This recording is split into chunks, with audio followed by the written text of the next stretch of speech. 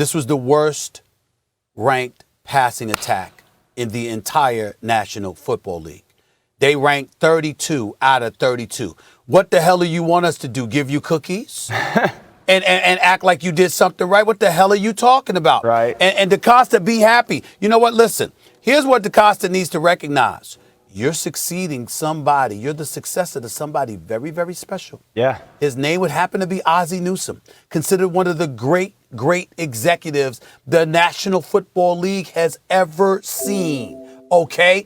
Clearly, you came up, at least for a little while, under him.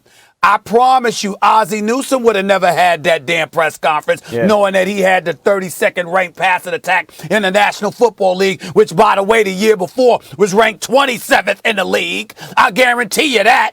Okay? So why is it that the public is talking about your wide receivers? I don't know. Maybe because you can't pass. That might have something to do with it. Okay? So for him to come out front and center talking about, oh my goodness, it's insulting. No. You're insulting the intelligence of anybody with common sense about football. That's what you're doing. We didn't say Hollywood Brown can't play or Miles Boykin can't play. We certainly didn't say Mark Andrews couldn't play. What we said is we don't see the results. You clearly appear to have a problem. And by the way, the last 2 years, they've had the number one rushing attack in football. And why is that? Was that because Mark Ingram or somebody? No. It was because you got a runner at the quarterback position that's electrifying in Lamar Jackson. And because of his ability to run, because this is a quarterback that rushed for over 1,000 yards, that would have something to do with it. So DaCosta, stop it. Just stop it. You're insulted. Okay. We're insulted that you're insulted. Let's let Dan respond. Yeah.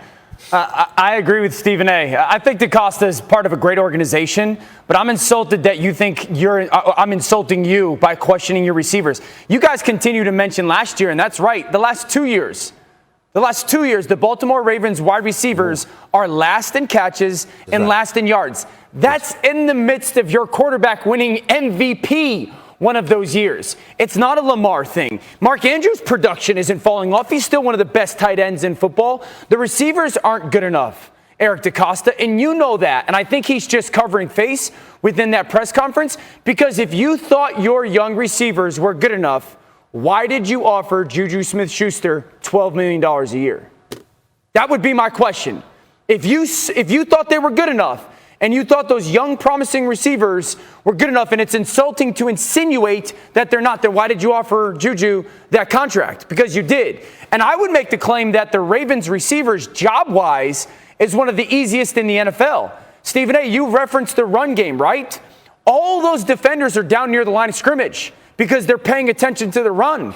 Those receivers for Baltimore, they don't have to beat double coverage consistently. It's usually one-on-one, corner deep. Everybody else is down near the ball because they got to stop the run. That's easy. We're not asking you to do what a Michael Thomas or DeAndre Hopkins or Stephon Diggs, and that's win on the outside against double coverage. You just got to beat one-on-one coverage. And so for the lack of production to be what it is, the tape to be what it is, the fact that you offer Juju in the easiest job, he knows that they need to upgrade the wide receiver position. Eric DaCosta knows that, and I feel very confidently that they will try to draft a receiver in the first round. I would take Rashad Bateman from Minnesota if I were them. That would be a huge upgrade because they need size on the outside. Every one of their receivers is smaller. They're compact guys. Mark Andrews, big tight end. They need size on the outside of the wide receiver position. Somebody that Lamar's got some confidence throwing to because of their physical shape. Dan, I agree. I agree with your guys' assessment that you got a tight end. In Hollywood Brown, you got a guy who can get separation. I don't think he's a number one, but you don't have a number one. You don't have multiple guys who can get separation. And the reason I think you two are missing it here is because really what is being said about the Ravens? Why is the passing attack so bad, right? And the question is it, you could say it's some of both, but is this a Lamar Jackson issue? No. Has he not evolved as a receiver because he had a very promising rookie campaign as a passer? Or is it a receiving core issue? And what I'm saying is if the GM is coming out and defending the receiving core, then what he's saying is that's not the issue. But as you said, Dan, Lamar won MVP. So we're not concerned about can he be a valuable player. We're concerned about the way he's evolving as a passer. And let me make it in plain English. People are saying, is this the quarterback's fault or the receiver's fault? You can say whatever you want, offensive line and scheme and da-da-da. There are a million different things you can point to. Not that they have a bad offensive line. I'm just saying you can point to a lot of things in football. But for the fans, in their mind's eye, because he was addressing the fans, is it the quarterback or the receivers? And what the GM came out and said is, this ain't the receivers. And what I'm saying is, I think that's insulting to the quarterback because I think it is the receivers. And I think what we really need to know about Lamar Jackson is, how is he going to be as a passer when he has more dynamic options on offense? I would agree with you, Max. I would think the point that I would like to make is quarterback evolution is not an individual effort. It is not singularly tied to the quarterback. Quarterback evolution is a group effort. How well does the offensive line play?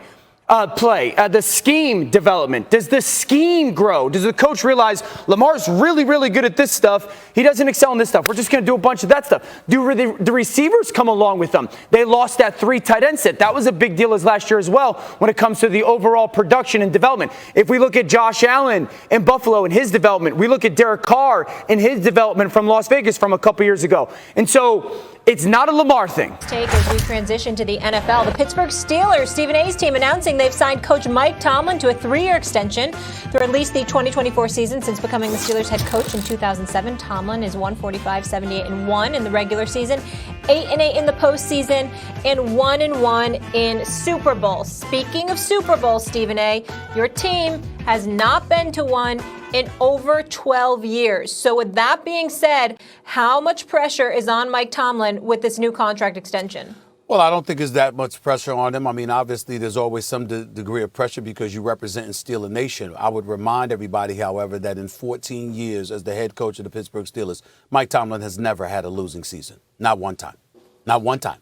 Okay, so we have to take that into consideration as well. We also have to take into consideration the plethora of individuals who are getting jobs that they didn't deserve. Adam Gase, thank God he's gone. He never deserved a job in New York. Kingsbury, I don't know whether he deserves the job or not in Arizona. Don't get me started with that. Mike McCarthy was picked off the scrap heap, and he's now the head coach in Dallas.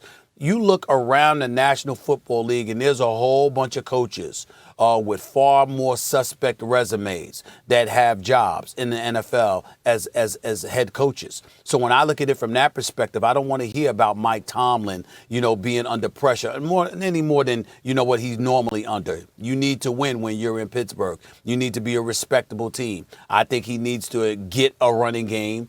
I think continuing to improve that secondary definitely, or getting somebody to rush the passer, all of those things are important. There are elements that he can address, but in the end, there is no question. The record speaks for itself. 145, 78-1. That's winning 65% of your games. This man does that. He has never had a losing record in 14 years. He is very, very well deserving of his job. And in a day and age, a time where we're looking at minorities and lamenting the state of affairs that exists as it pertains to the hiring of minority coaches in the National Football League. I'll be damned if anybody could sit here and tell me that this dude, who happens to be a minority, an African American, deserves to lose his job anytime in the foreseeable future. Not with that resume. He's, as far as I'm concerned, he's one of the standards. Congratulations and props to him. He deserves the damn extension as far as I'm concerned, and I'm very, very happy for him, and I'm proud of him. Stephen A., I understand why you're responding to critics of Mike Tomlin, but I got to tell you, you don't have to sit here and make excuses for his extension. Are we living in bizarro world? Mike Tomlin, you can pencil them in for double-digit wins every season of his career as a coach. Oh, but sometimes he wins 8 games. Yeah, when they don't have Ben Roethlisberger, he wins 8 games. He's always been coaching in Bill Belichick's shadow. But what happened when Bill Belichick lost Tom Brady? Did he get to a 500 record? No, he was a game under 500. Could have easily been over, but wasn't. Mike Tomlin now looks a little different, doesn't he? No excuses for Mike Tomlin. He doesn't accept any for himself or anyone else. The worst he ever does, including without Roethlisberger, is an 8-8 season. but on average wins more than double digits. I cannot believe, and you bring up the racial angle, and I'm not going to deny that should be touched upon. But I don't care if he's purple or green or yellow, whatever he is. You give me a coach